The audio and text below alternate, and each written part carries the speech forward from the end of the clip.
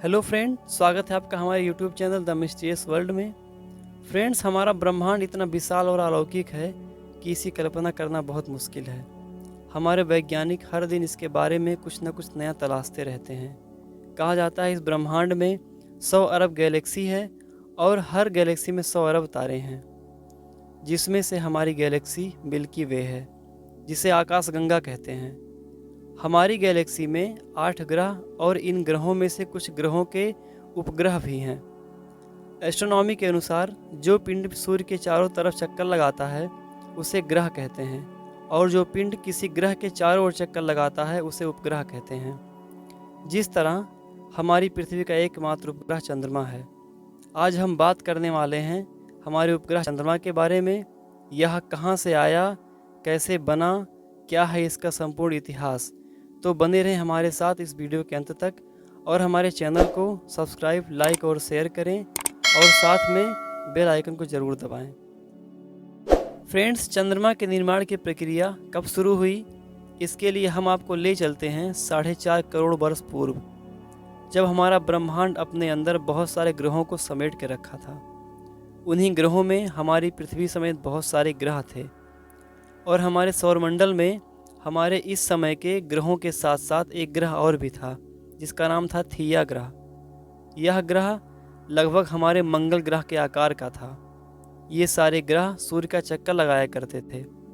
कुछ अज्ञात कारणों से, या यूँ कहें कुछ उथल पुथल की वजह से, थिया ग्रह अपना नियंत्रण खो बैठा और हमारी पृथ्वी से टकरा गया। यह टक्कर इतना ज़ोरदार था कि थिया ग्रह के साथ साथ हमारी पृथ्वी का भी कुछ भाग टूटकर बिखर गया। थिया ग्रह और हमारी पृथ्वी दोनों के मलबे वायुमंडल में बिखर गए, और ये मलबे हमारी पृथ्वी के चक्कर लगाने लगे। समय बीतता गया, धीरे धीरे ये मलबे आपस में जुड़ते चले गए। पहले तो ये उबड़ खाबड़ और भद्दे दिखते थे, लेकिन घूमने की वजह से ये चाँद की शक्ल में तब्दील हो गए, और हमें हमारा चाँद मिल चुका था। अपोलो के अंतरिक्ष यात्रियों द्वारा लाए गए पत्थरों की जांच से पता चला कि चांद और पृथ्वी की उम्र में कोई फर्क नहीं है। आइए हम चंद्रमा के बारे में थोड़ा और करीब से जानने की कोशिश करते हैं। फ्रेंड्स, हमारा चंद्रमा सौरमंडल का 5वां सबसे विशाल प्राकृतिक उपग्रह है।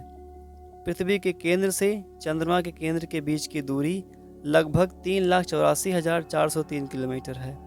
यह दूरी हमारी पृथ्वी के परिधि का 30 गुना है। चंद्रमा पर गुरुत्वाकर्षण पृथ्वी के गुरुत्वाकर्षण का 1/6 है।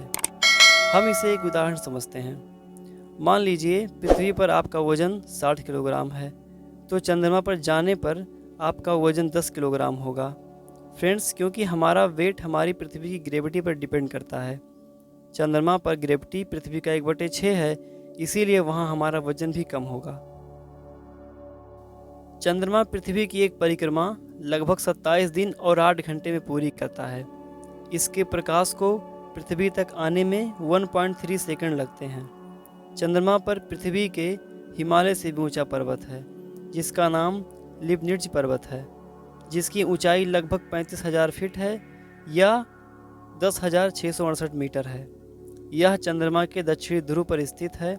चंद्रमा की खुरदुरी सतह पर बेहद अस्थिर और हल्का वायुमंडल होने की संभावना व्यक्त की जाती है, और यहाँ पानी भी ठोस रूप में मौजूद होने के सबूत मिले हैं। यहाँ की धूल चिपचिपी है, जिसके चलते वैज्ञानिकों के उपकरण खराब हो जाते हैं, और ये धूल कपड़ों पर बहुत तेजी से चिपकते हैं। पृथ्वी से चंद्रमा का केवल 57% भाग ही देखा जा सकता है। चंद्रमा का व्यास 3,476 किलोमीटर है, और इसका द्रव्यमान धरती के द्रव्यमान का 1/8 है। यदि हम चंद्रमा पर खड़े होकर पृथ्वी को देखें तो पृथ्वी साफ साफ अपनी आंखों पर घूमता हुआ दिखता है। सूर्य के बाद आसमान में सबसे अधिक चमकदार चंद्रमा ही है। सोवियत राष्ट्र का लूना 1 पहला अंतरिक्ष यान था जो चंद्रमा के पास से गुजरा था, लेकिन लूना 2 पहला यान था जो चंद्रमा की धरती पर सबसे पहले उतरा था। 1969 से 1972 के बीच में 6 मानवयुक्त यान ने चंद्रमा की धरती पर कदम रखा, जिसमें से अपोलो 11 ने सबसे पहले कदम रखा था। 2004 के बाद में जापान, चीन, भारत, संयुक्त राज्य अमेरिका और यूरोपीय अंतरिक्ष एजेंसी, इनमें से प्रत्येक ने अपने यानों को चंद्र परिक्रमा के लिए भेजा है। इन अंतरिक्ष अभियानों में चंद्रमा पर जल बर्फ की खोज की पुष्टि के लिए विशिष्ट योगदान है।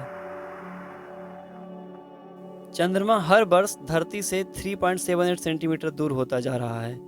एक निश्चित दूरी होने पर चंद्रमा धरती की परिक्रमा करने में 28 दिन के बजाय 47 दिन लगाएगा।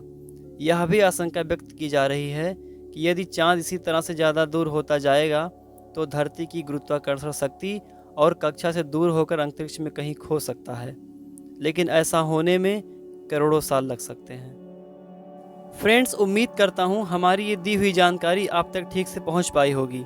हमारे साथ बने रहने के लिए धन्यवाद। मिलते हैं आपसे अगले वीडियो में एक नए रहस्य और एक नई जानकारी के साथ।